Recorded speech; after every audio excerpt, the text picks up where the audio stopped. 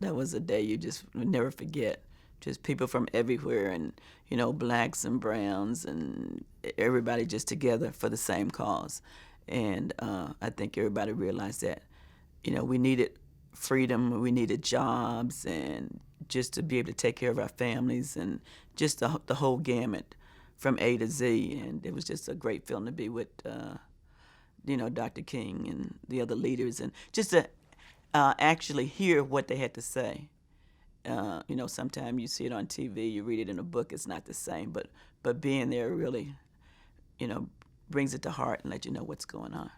It was rewarding for me because it kind of opened my eyes, and I think that's how I became a part of the struggle, joining the NAACP, the Urban League, and all those groups that were for civil rights. We had rallies in Danville, and Dr. King came to Danville, and he said that the police department was one of the most brutal that he'd ever seen. And there also, got so bad that there's a day that they call Bloody Monday in Danville, and it's written, in the civil rights struggle about Danville being very racist, and police department being very brutal. We also, the police came out with the water hoses and the dogs and just let them loose on everybody, and it was a very scary event for the whole town. My parents were just worried about me being safe, and that was a big thing. And my mom doesn't like to talk about it, but she knew about the lynchings and the killings and all that, and she still to this day has a lot of fear for me and my daughters. But we don't have the same fear because we didn't experience what she experienced, but we've heard about it and seen pictures. So that is a thing with the generation gaps, I think, between my mom's generation and mine. And then my daughters kind of grew up in the struggle because we told them about it, and they participated everywhere we went. It was a family affair.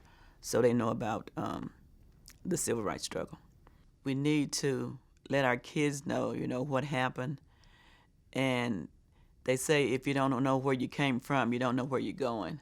So I kind of come from that kind of background, that we got to keep up with what's happening and what happened to make it better for the next generation and for the future. But it's amazing how a lot of the young kids now have no idea, that a lot of people died and struggled for them to get where they are today. Coming up through the 50s and 60s.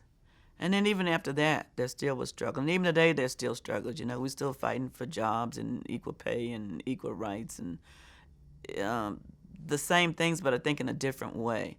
We've been accepted to go to work for certain corporations. But again, there's that, glass ceiling. We're going to only go so far. So I think they just need to understand that where they are today has not always been like it is for them today. And we just need to keep reminding them that, if you're not careful, and also let them know that we don't want to go back to where we used to be.